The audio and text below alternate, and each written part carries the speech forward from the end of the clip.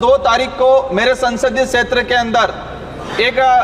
गर्भवती महिला पीएचसी पे पहुंचती है और पीएचसी के डॉक्टर स्टाफ कह देते हैं डिलीवरी यहां पर नहीं कराई जाएगी और वहीं दरवाजे में वो तड़पती है और वहीं वो मां अपने बच्चे को जन्म देती है, लेकिन वहां स्टाफ किसी प्रकार को उसको अंदर नहीं ले जाते हैं। उसको डॉक्टर को उपयोग करके कहीं न कहीं खानापूर्ति कर दी, लेकिन उससे भी गंभीर बात, एक दिन बाद उसी पीएचसी पे बोर्ड लगा दिया गया कि यहाँ पर प्रसव सुविधा और इमरजेंसी सुविधा के लिए नहीं आए। हमारा गुजरात से सटा हुआ इलाका है, वहां पर मजदूरी के लिए लोग आते हैं, लेकिन गुजरात के अंदर प्राइवेट हॉस्पिटल हो या सरकारी हॉस्पिटल हो, विशेषकर प्राइवेट हॉस्पिटलों में जो इलाज के दौरान डेथ हो जाती है, ऐसे कई इशू आए हैं कि इलाज के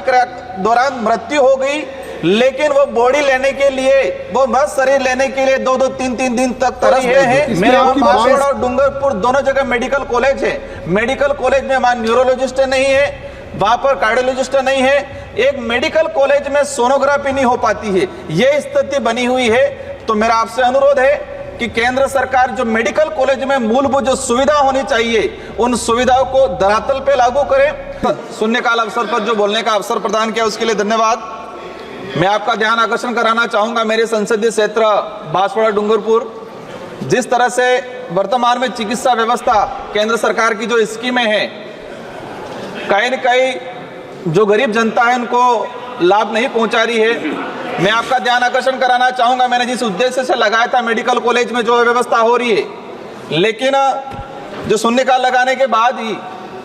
आपके एक ध्यान आकर्षण कराना चाहूंगा, 2 तारीख को मेरे संसदीय क्षेत्र के अंदर एक गर्भवती महिला पीएचसी पे पहुंचती है और पीएचसी के डॉक्टर स्टाफ कह देते हैं डिलीवरी यहां पर नहीं कराई जाएगी और वहीं दरवाजे में वो तड़पती है और वहीं वो मां अपने बच्चे को जन्म देती है, लेकिन वहां स्टाफ किसी प्रकार को उसको अंदर नहीं ले जाते हैं। वही चीज हुई, विभागीय अधिकारियों ने वहां गए, उसको डॉक्टर को उपयोग करके कहीं न कहीं खानापूर्ति कर दी, लेकिन उससे भी गंभीर बात, एक दिन बाद उसी पीएचसी पे बोर्ड लगा दिया गया कि यहाँ पर प्रसव सुविधा और इमरजेंसी सुविधा के लिए नहीं आए। एक तरफ पूरे देश में हम महिलाओं के सम्मान की बात करते हैं। राजकुमार जी, ये स्टेट सब्जेक्ट है सर, जो जिसमें केंद्र सरकार की जो स्कीमें हैं, मैं उसी को लेके मैंने इसलिए बता दिया था। केंद्र सरकार एनएचएम में पैसा देती है, मैं इसलिए मैंने कहा था कि लेकिन ये इशू जो आया है, क्या डिमांड है, ये जो इशू आया है, आज आयुष्मान भारत योजना चल रही है, हमारा गुजरात से सटा हुआ इलाका है, वहां पर मजदूरी के लिए लोग आते हैं, लेकिन गुजरात के अंदर प्राइवेट हॉस्पिटल हो या सरकारी हॉस्पिटल हो, विशेषकर प्राइवेट हॉस्पिटलों में जो इलाज के दौरान डेथ हो जाती है, ऐसे कई इशू आए हैं कि इलाज के